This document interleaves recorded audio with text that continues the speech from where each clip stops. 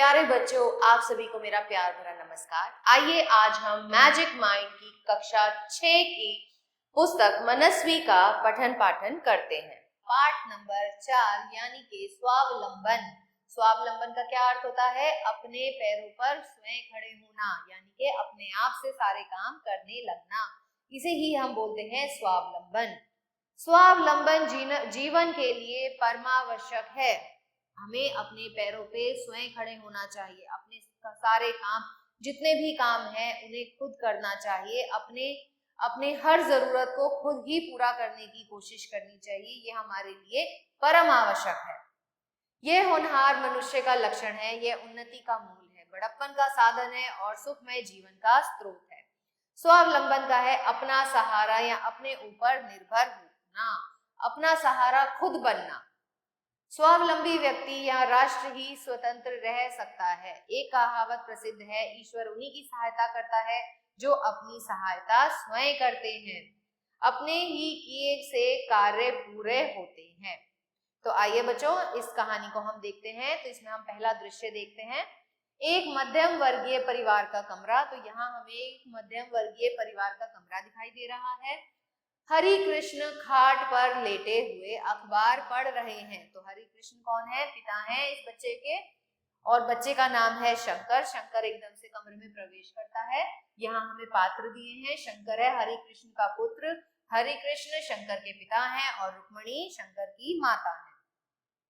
शंकर: पिताजी, एसएससी का परिणाम निकल आया, मैं पास हो गया हूँ और स्कूल में मेरा नंबर पहला है। तो यहाँ पर शंकर जल्दी से आता है, अपने पिताजी को खुशखबरी देता है कि पिताजी, मैंने एसएससी की जो परिणाम है वो आ गया है और मैंने प्रथम स्थान प्राप्त किया है अपने स्कूल में। हरि कृष्ण: मुबारक हो तुम्हें, तुम्हारी मेहनत सफल हुई। घर में जाकर रुक्मणी से, सुना तुमने? तो बच्चे जब प्रथम आया है तो पिताजी को बहुत ज्यादा प्रसन्नता हुई। तो वो भागते हुए अंदर गए और उसकी माँ को बताते हैं कि तुम्हारा पुत्र जो है वो कक्षा में प्रथम आया है।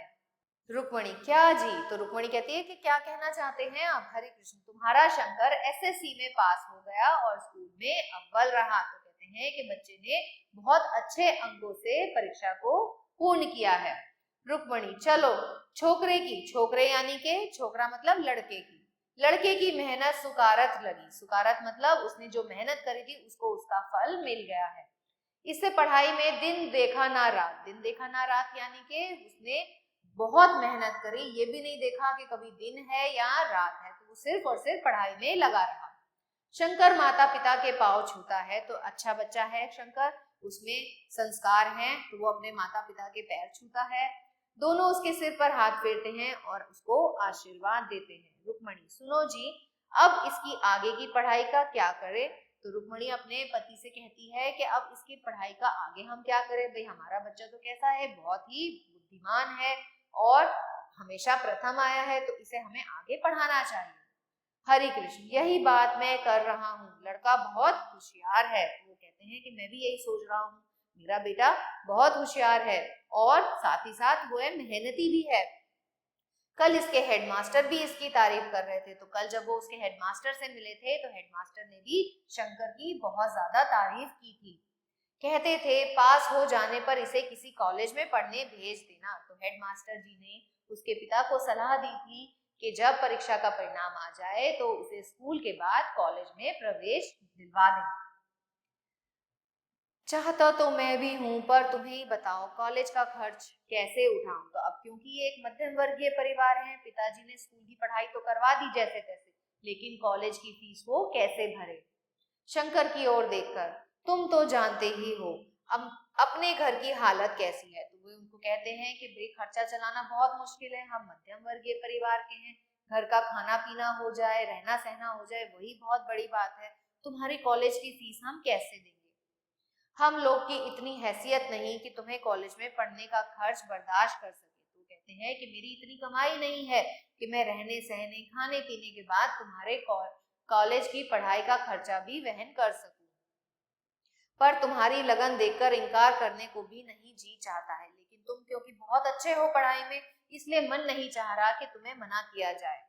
शंकर: मेरी पढ़ाई के खर्च की आप चिंता ना कीजिए। तो यहाँ पर हम क्या देखते हैं कि शंकर एक बहुत ही सुलझा हुआ बालक है।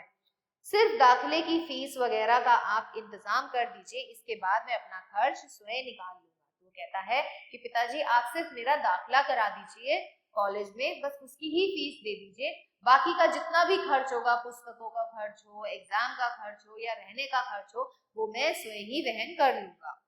शंकर, रुक्मणी, शुरू में कितने रुपए से तुम्हारा काम चल जाएगा? तो माँ भी चिंतित थी। तो माँ ने शंकर से कहा कि बेटा कितने पैसे तुम्हें चाहिए होंगे अपने कॉलेज में दाखिले के लिए? यही 400-500 रुपए काफी होंगे। तो शंकर कहता है कि माताजी हो सकता है सिर्फ 400 या 500 रुपए लग जाएं। रुक्मणी, अच्छा तो तुम जाने की तैयारी करो, इतने रुपए की व्यवस्था तो मैं भी जैसे तैसे कर दूंगी। तो क्योंकि माँ है और मध्यम वर्गीय परिवार में क्या करते हैं कि जो औरतें होती है ना, वो थोड़े थोड़े करके पैसे बचा के रखती है। तो माता जी कहते हैं तो चलो तुम जाने की तैयारी करो, इतने पैसे तो तुम्हें मैं ही कहीं ना कहीं से इसकी व्यवस्था कर दूंगी। हरे कृष्ण, तुम कैसे करोगी भला? तो कहते हैं तुम्हारे पास कहाँ से आए इतने पैसे? रुक्मणी, संतान की आवश्यकता माँ पूरी ना करेगी तो और कौन करेगा? तो यहाँ पे हम देखते हैं कि रुक्मणी एक बहुत अच्छी माँ है।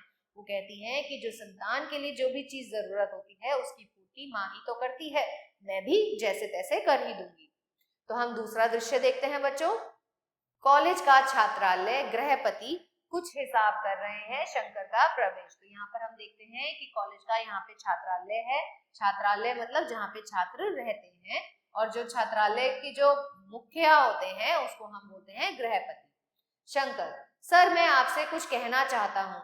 मुझ जैसे सामान्य स्थिति वाले विद्यार्थी को आपने कृपा करके यहाँ रहने की सुविधा दी, मगर कॉलेज का खर्च उठाने की मेरे पिताजी की ताकत नहीं। तो वो कहता है कि सर मैं एक बहुत ही मध्य वर्गीय घर का बच्चा हूँ, तो आपने मुझे यहाँ रहने की इजाजत दी, बहुत मेहरबानी आपकी। मेरे पिताजी जो है वो कॉलेज की फीस जो है वो भरने में असमर्थ है। मैंने यहाँ फिर आकर अपने लिए कुछ काम ढूंढा है, क्योंकि वो पैसे नहीं भेज सकते मुझे, इसलिए मैंने अपने लिए स्वयं ही काम ढूंढ लिया है। काम अखबार बेचने का है। तो क्या काम ढूंढा है उसने? अखबार बेचने का। मुझे अखबार के दफ्तर में सुबह 5 बजे पहुंच जाना होगा। मैं काम पूरा करके 7 बजे तक वापस छात्रालय में आ जाऊंगा। तो वो यहाँ पर उनसे उनकी परमिशन लेने आया है कि सर मेरे पिताजी के पास कॉलेज की फीस भरने के पैसे नहीं है, तो ये पैसे मुझे स्वयं ही इंतजाम करना है। तो मैंने एक अखबार के दफ्तर में अखबार बांटने का काम प्रारंभ किया है, जिसके लिए मुझे छात्रालय से सुबह 5 बजे जाना होगा, लेकिन 7 बजे तक मैं वापस आ जाया करूंगा। इस काम से मुझे कुछ रुपए मिल जाएंगे, मगर यह काम मैं तभी कर सकता हूँ जब आप मुझे सुबह छात्रालय से जाने की इजाजत दें। तो चाहता है कि वो उन्हें इजाजत दे दे ताकि वे बाहर जाके काम कर सके और थोड़े बहुत पैसे ला सके। गृहपति, मुझे तुम्हारी योजना सुनकर बड़ी खुशी हुई। तो वो देखकर बहुत ही ज्यादा प्रसन्न थे कि बालक स्वयं अपनी पढ़ाई का खर्च वहन करने को तैयार था। तुम छात्रालय से सुबह बड़ी खुशी से जा सकते हो, और सुनो, एक दवाइयों की दुकान के मालिक को रोज शाम को दुकान का हिसाब लिखने के लिए एक आदमी की जरूरत है। तुम चाहो तो यह काम तुम्हें मिल सकता है, उनसे तुम्हारा सारा खर्चा निकल जाएगा। तो वे उसकी मदद करते हैं, कहते हैं कि एक मेरे जानकार हैं, उनको हिसाब बनाने के लिए भी एक व्यक्ति चाहिए, तुम चाहो तो शाम को वहां जाकर भी ये काम कर सकते हो। शंकर, आपकी मुझ पर बड़ी कृपा है, इसके लिए इजाजत। तो कहता है कि आप बहुत अच्छे हैं, आप मेरी इतनी मदद कर रहे हैं, थैंक यू। गृहपति, मेरी तरफ से तुम्हें इजाजत है ही, मगर ख्याल रखना कि तुम्हारा जाना छात्रालय की व्यवस्था में अड़चन ना डाले और तुम्हारे अभ्यास से किसी तरह की रुकावट ना पड़े। तो वो कहते हैं कि भाई तुम काम करने के लिए तो बाहर जा रहे हो, ध्यान रखना कि छात्रालय में स्किल से कोई मुश्किल ना उत्पन्न हो, और दूसरा तुम्हारी पढ़ाई पर भी असर ना पड़े। शंकर, आपको विश्वास दिलाता हूँ कि छात्रालय से के संबंध में मेरी कभी आपके पास शिकायत ना आएगी। पढ़ाई का मुझे बड़ा ख्याल है। तो कहता है, वो उनको आश्वासित करता है कि मेरी तरफ से आपको कोई परेशानी नहीं होगी। आइए बच्चों तीसरा दृश्य देखते हैं। शंकर छुट्टियों में घर लौटा है, पिता पुत्र भोजन कर रहे हैं। हरि कृष्ण अपने बेटे से क्या कहते हैं? तुम्हारी पढ़ाई कैसी चल रही है? तो पिताजी बहुत ज्यादा चिंतित थे, पूछते हैं अपने बेटे से, पढ़ाई कैसी चल रही है बेटा? छात्रालय का खाना पीना मुआफिक आ गया? तो वो उससे पूछते हैं कि वहां पे रहना और खाना पीना तुम सही से कर रहे हो? शंकर, घर और छात्रालय के खान पान रहन सहन में दिन रात का फर्क है। तो कहता है कि नहीं पिताजी, यहाँ के रहने में और वहां के रहन सहन में अत्यधिक अंतर है। मगर मुझे छात्रालय का वातावरण अनुकूल आ गया है, लेकिन मैंने अपने आप को छात्रालय के वातावरण के अनुसार ढाल लिया है। हमारा छात्रालय खुली हवा में बना हुआ है, महाराज खाना भी अच्छा बनाते हैं। तो यहाँ पे वो अपने छात्रालय का विवरण देता है कि छात्रालय काफी खुली जगह में बना हुआ है और महाराज कौन होता है? कुक। कुक खाना बहुत अच्छा बनाता है। आपको जानकर खुशी होगी मैंने पढ़ाई का खर्च निकालने की तबलीग कर ली है। तो कहता है कि जो भी मेरा पढ़ाई का खर्चा है ना वो सब निकालने की मैंने प्रयास कर लिए हैं। सुबह 5 बजे से 6:30 बजे तक मैं अखबार बेच आता हूँ और शाम को 1 घंटे के लिए दवाइयों की एक दुकान का हिसाब निकालता हूँ। इन दोनों कामों से मुझे करीब 500 रुपए मासिक मिल जाते हैं और यही तो उसकी कॉलेज की पढ़ाई की फीस थी। तो कहता है कि मैंने अपनी फीस का इंतजाम जो है वो कर लिया है। रुक्मणी दाल परोसते हुए, शंकर दुकान पर काम करना तो ठीक है पर मुझे तुम्हारा अखबार बेचना पसंद नहीं। तो माँ कहती है कि बेटा दुकान पे काम करना तो चलो ठीक है, लेकिन अखबार बेचना ये तो अच्छा काम नहीं है।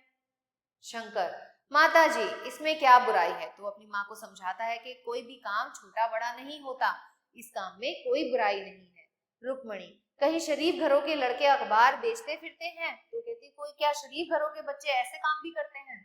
शंकर, माता जी इस काम में मुझे कोई बुराई नहीं दिखाई देती। मैं मेहनत से अखबार बेचता हूँ और अखबार वाले मुझे कमीशन दे देते हैं। तो कहता है कि मुझे इस काम में भी कोई बुराई नहीं लगती है। जो पैसा मुझे अपने कॉलेज की फीस के लिए चाहिए वो मुझे यहाँ से बड़े आराम से मिल जाता है।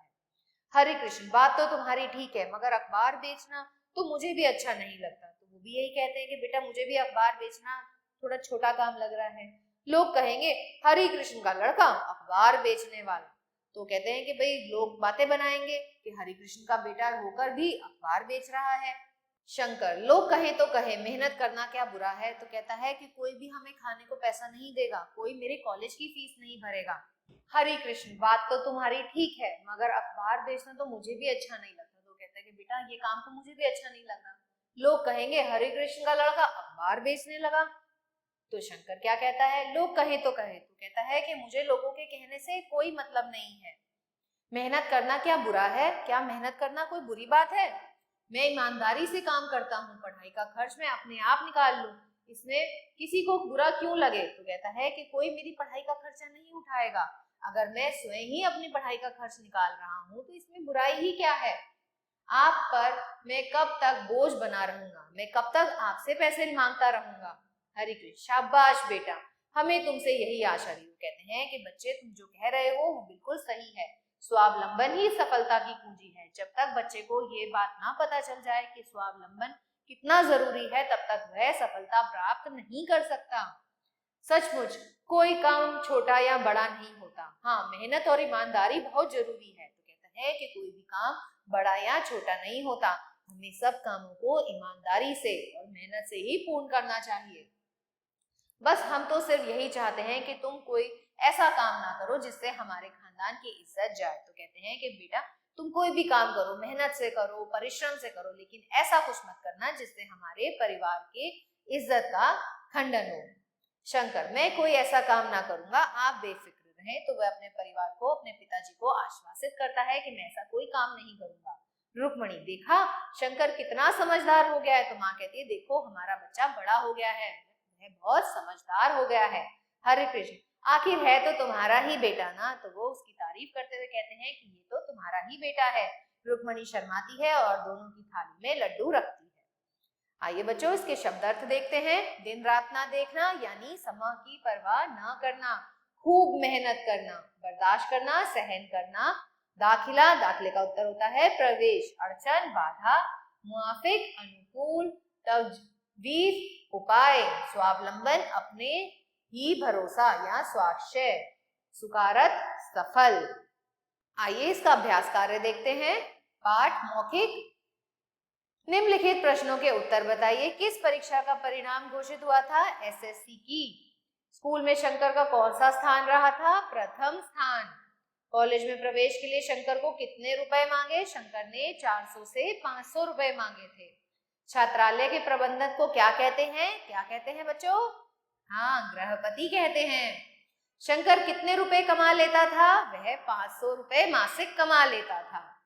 लिखित सही विकल्प पर सही का निशान लगाइए। स्कूल में पहला नंबर है, किसका नंबर आया था बताओ? बिल्कुल सही, शंकर का।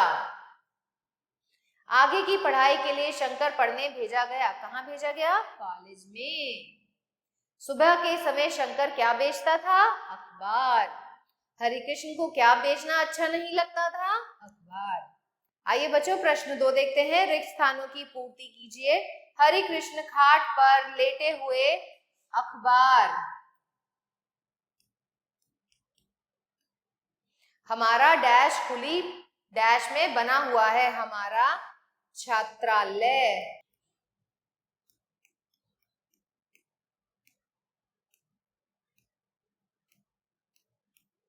ऐसे ही बाकी के भाग आप अपने आप से अपनी उत्तर पुस्तिका में करेंगे। किसने किससे कहा? पिताजी एसएससी का परिणाम निकल आया। शंकर ने अपने पिता हरिकृष्ण से कहा, लड़का बहुत होशियार है और मेहनती भी। तो ये हेडमास्टर ने किसको कहा था? शंकर के पिता हरिकृष्ण को कहा था। शुरू में कितने रुपए से तुम्हारा काम चल जाएगा? मां रुक्मणी ने शंकर से कहा। मुझे तुम्हारी योजना सुनकर बड़ी खुशी हुई। तो यह गृहपति ने शंकर से कहा। आपकी मुझ पर बड़ी कृपा है। तो ये शंकर ने गृहपति से कहा। निम्नलिखित प्रश्नों के उत्तर दीजिए। शंकर के माता पिता प्रसन्न भी थे और चिंतित भी, ऐसा क्यों? शंकर के माता पिता अति प्रसन्न थे क्योंकि उनके बेटे ने एसएससी की परीक्षा को पूर्ण किया था और वह स्कूल में प्रथम स्थान पर आया था। लेकिन उनकी चिंता का विषय था कि उसकी कॉलेज की फीस कैसे भरी जाए। शंकर ने अपने माता पिता को आश्वासन दिया। कैसे? उसने कहा कि आप सिर्फ और सिर्फ उसके कॉलेज के दाखिले की फीस दे दें, बाकी का खर्च वह स्वयं वहन कर लेगा। शंकर ने अपनी पढ़ाई का खर्च कैसे निकाला? शंकर ने अपनी पढ़ाई का खर्च अखबार बेचकर और शाम को एक दुकान का हिसाब बनाकर निकाला। इसमें किसने मदद की? गृहपति जी ने उसकी मदद की। स्वावलंबन ही सफलता की कुंजी है। नाटक के आधार पर इस कथन को सिद्ध कीजिए कि यदि हम स्वावलंबन हैं तो बच्चों हमें सफलता जो है वो हमारे कदम चूमेगी। अगर हम अपने आप पर भरोसा रखेंगे तभी हम आगे बढ़ सकते हैं और सफलता को प्राप्त कर सकते हैं। देखा, शंकर कितना समझदार हो गया है। माँ ने ऐसा क्यों कहा? ऐसा इसलिए कहा क्योंकि उसने सिर्फ और सिर्फ दाखिले की खर्च जो है वो सिर्फ अपने माता पिता से लिया। उसके बाद का जितना भी खर्चा है वह स्वयं खुद काम करके खुद कमा रहा था और मासिक पैसे लाके अपने कॉलेज का खर्चा निकाल रहा था। आशा करती हूँ आपको यह पाठ अच्छे से समझ आया होगा। ऐसी ही अन्य वीडियोस के लिए हमारे साथ बने रहिए। तब तक के लिए आभार।